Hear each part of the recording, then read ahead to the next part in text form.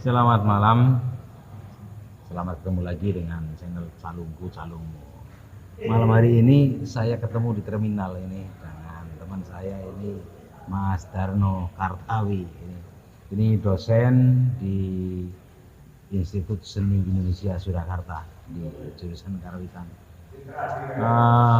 Saya ingin bertanya beberapa hal tentang kondisi calung Banyumasan sekarang. Perkembangan calung Banyumasan yang sekarang di satu sisi di masyarakat mulai hidup enggan mati tak mau. Kemudian di lingkungan pendidikan seni ini terjadi loncatan-loncatan kuantum dari garap-garap yang terkadang tercerabut dari akar. Ini menurut jenengan gimana? Iya, terima kasih. Jadi kalau berbicara tentang calung itu sebenarnya seperti berbicara tentang makanan juga. Iya.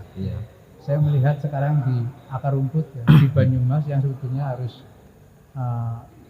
calung itu terpelihara dengan bagus. Iya. Sama saja ketika saya melihat di Banyumas mestinya seroto itu harus terpelihara dengan bagus. Iya. Tapi hampir semua toko itu pasti gambarnya menu-menu makanan yang katakan ke barat-baratan. Sama sebetulnya dengan calung pun ketika banyak orang mengatakan bahwa sekarang melihat calung itu seperti melihat barang bangkai. Iya enggak? Iya, seperti sampah ya. Iya. Kalau bangkai itu gini, ambune anak, wujudnya seorang anak. Iya. Ada kelihatan sosok dari perangkat gamelan calung, tapi ruhnya itu mambu calung. Betul. Ya. Betul. Nah, apa yang terjadi selama ini memang ada dua jalur ya yang tidak terkontrol menurut saya. Jalur pendidikan dan juga jalur seniman. Ya. Jalur pendidikan memang banyak sekolah-sekolah seni yang juga tidak fokus, benar-benar fokus melihat atau membangun saluran originalitas musik tradisi Banyumas itu Betul. dengan baik. Kemudian ketika jalur seniman dibiarkan begitu saja sehingga seniman-seniman itu menggunakan sesuai dengan keinginannya sendiri, sementing payu. Iya. Maka kadang-kadang saya melihat sesuatu yang ironi, panggung calung memang ada sosok calung misalnya. Tapi ketika dipukul 1 atau 2 menit hilang lenyap, Ya, tergantikan dengan alat mesin. Itu kenyataannya Betul, begitu. betul. Itu fakta di masyarakat begitu. Lah, dari kondisi seperti itu, menurut sampean ini harus bagaimana sikap kita? Ya ini menurut saya ya. Iya. Kalau menurut saya itu mungkin tidak sesuai, tidak terpikirkan menurut pikiran banyak orang. Tapi saya punya pikiran bahwa ini masih ada harapan. Ketika ada 1 atau 2 orang yang sebetulnya paham dan tahu, tapi itu juga perlu dibentuk komitmennya. Banyak sampean ya, saya sampean mencoba untuk melihat bagaimana dari aspek keilmuannya. Keilmuannya itu kan kaitannya dengan bagaimana hubungan calung dengan budaya. Iya. Saya mungkin dari aspek mungkin estetikanya, estetika calung itu sendiri. Kalau dua jalur itu dipegang dan orang punya komitmen, saya yakin ini harapan. Ya, karena baik melalui dunia pendidikan maupun dunia kesenimanan itu sebetulnya butuh binaan itu. Itu. Kenapa perlu dibina? Ya karena kondisi sekarang itu dihadapkan kepada banyak pilihan. Iya. Memang Iya kan. Ya ketika sama sekali tidak diarahkan dengan kalau saya kan optimisnya 1000 orang masa sih nggak ada yang berpihak kepada itu loh. Ya. Dan faktanya tetap masih ada orang-orang yang memiliki komitmen tinggi terhadap calung Banyumasan. Apalagi sekarang calung Banyumasan sudah diakui sebagai warisan budaya tak benda.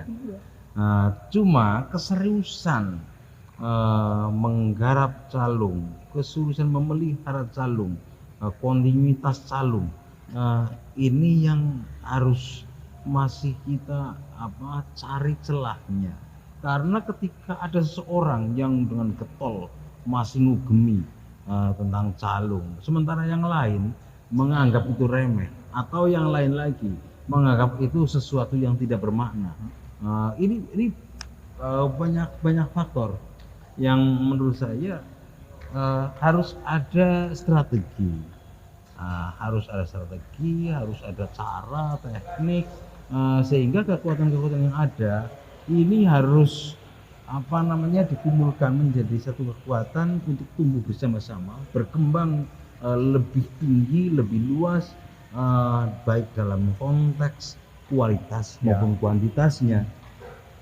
Ya, betul. Jadi saya punya gagasan begini, bahwa dunia sekarang itu perlu ada semacam doktrinisasi. Iya kan? Iya. Bagaimana kita mendoktrin melalui berbagai media tentang calung yang benar-benar punya ruh kebanyumasanan. Nah, karena apa? Di dunia kita, terutama dunia digital, itu doktrin tentang pilihan-pilihan seni itu banyak sekali, dan kecenderungan orang-orang sekarang, anak-anak muda itu kepada pilihan-pilihan yang menurut mereka itu langsung bisa ditangkap dengan mudah. Ya, katakan tidak perlu dengan cernaan yang hayati gitu loh. Ya, sesuatu yang instan, sesuatu yang tiba-tiba, mungkin sesuatu yang tampak gigantik besar, tapi sebenarnya itu hanya wadah saja. Betul. Nah, fakta di lapangan kita mendapati hal seperti itu. Doktrinisasi itu bisa ekstrim tapi juga bisa tidak. Ekstrimnya, bisa nggak pemerintah berperan untuk membuat satu kebijakan, peraturan-peraturan daerah yang dibuat supaya masif, menjadi aturan-aturan. Kalau kamu mau punya kerja, kalau mau nanggap kesenian, saya sarankan Anda calung. Ya, dan itu akan diizinkan dan gratis, gitu loh. Itu kan itu melalui kebijakan-kebijakan pemerintah. Yang kedua, melalui dunia pendidikan. Kalau dunia pendidikan, harapan saya itu gini, 1.000 orang yang didoktrin, nanti paling tidak 10 atau 1 orang yang akan kena itu. Ya, kalau sekian sekolahan dari satu kabupaten, saya yakin optimis calung itu akan bisa tukul pelan-pelan dan membawa ruhnya itu. Ya, itu menurut saya ini dianggap sebagai doktrinasi. Artinya kalau doktrinasi lewat dunia pendidikan, kebijakan kepala dinas itu harus berperan. Iya.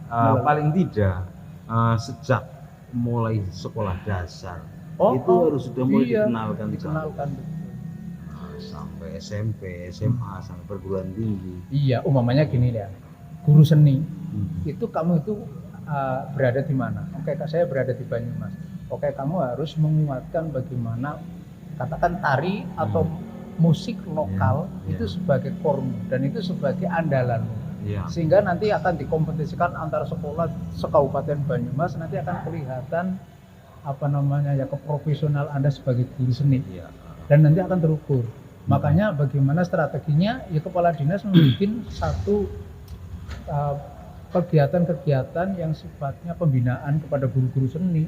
Kan bisa ada workshop, katakan bisa workshop calung, workshop gamelan, workshop tari, workshop mayang dan sebagainya, tapi benar-benar dengan ahlinya. Bukan orang yang sekedar kucing diraupi atau mungkin ketek di bubure ya. Iya kan. Iya, ini kepada pemerintah baik yang ada di eksekutif, legislatif, ini dengarkan apa yang disampaikan Mas Darmo ini.